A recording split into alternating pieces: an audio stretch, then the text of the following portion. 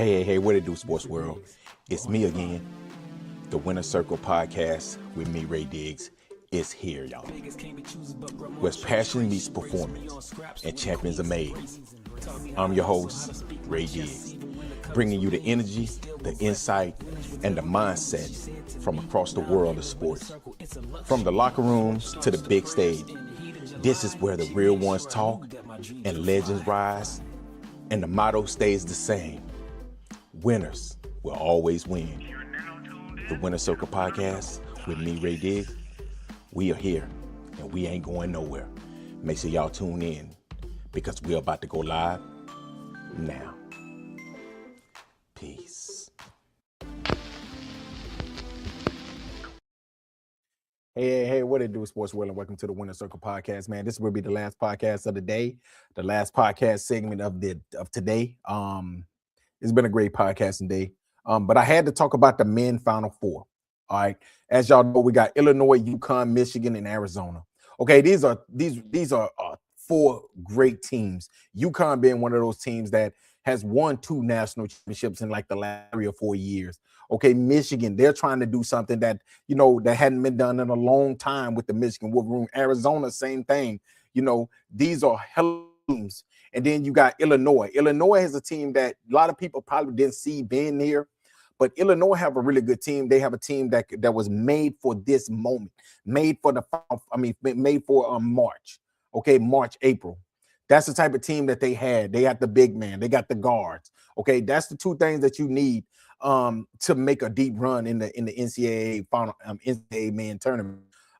And like I said, we're down to 4. As you know, right now, UConn right now is beating Illinois right now 57-51 with 6 minutes and 46 seconds to go.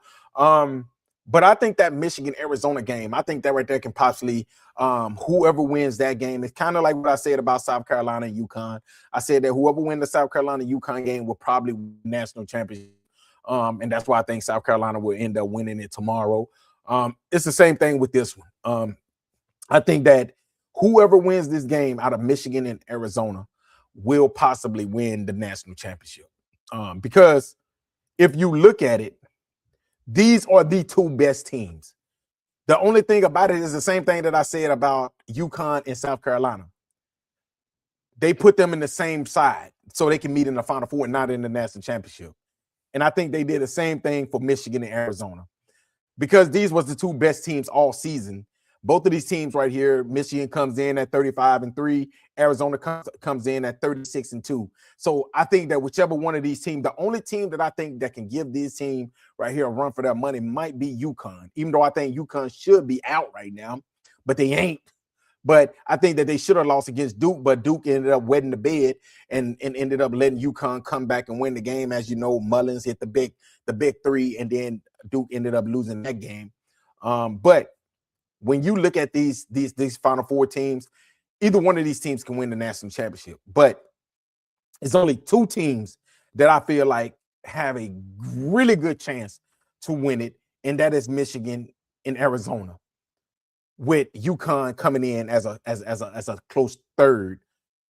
I think that these two teams right here, they're going to go at it tonight.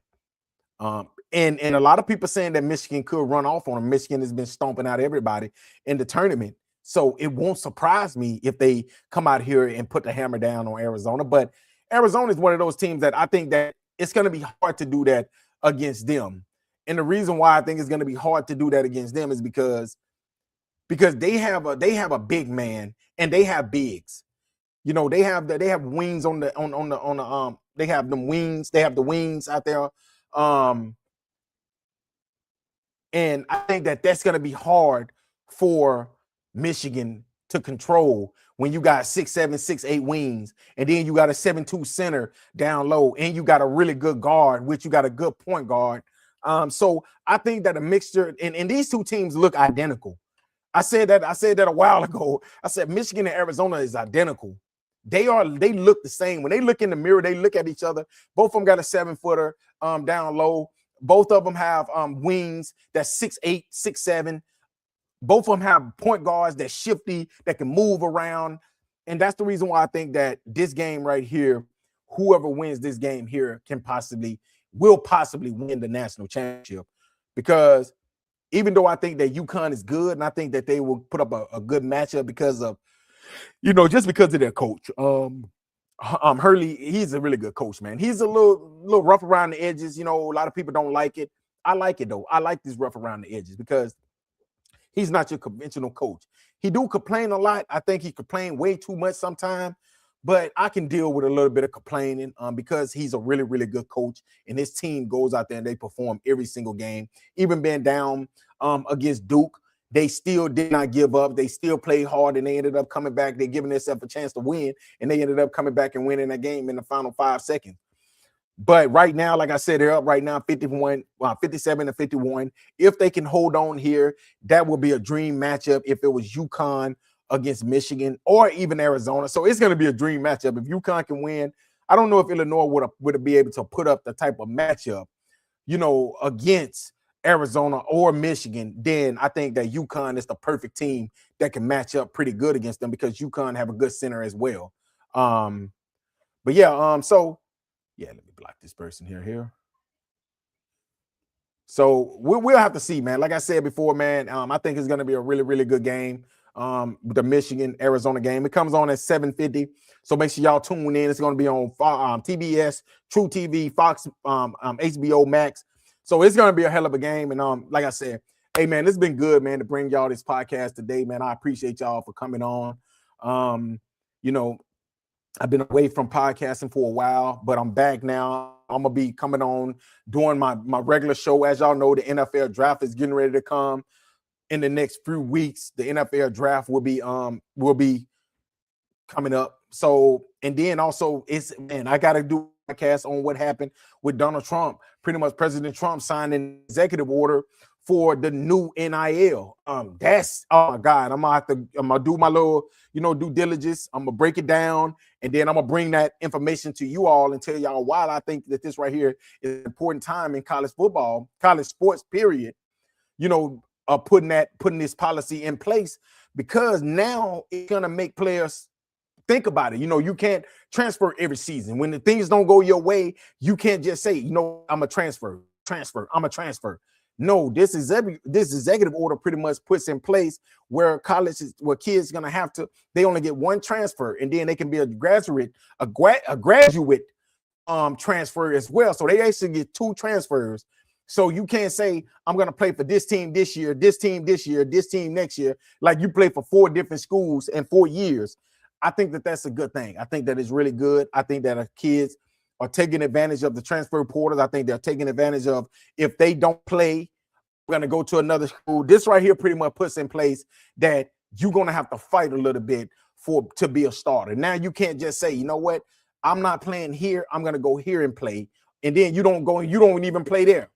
So I think it brings back a little bit of hunger in college football, and it also going to put a cap on the NIL. I'm glad that they're doing that as well. I think, and this is my opinion, I think that Nick Saban sat down with President Trump, and he probably told him, this is how I think it should be ran.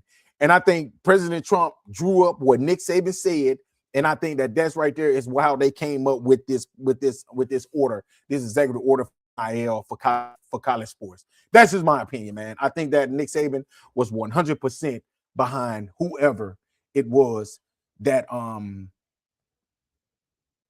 did this. But hey, man, thank y'all again for listening to another great segment of the Winner Circle Podcast with me, Ray Diggs. Until next time, y'all have a great, great, great Saturday. Peace.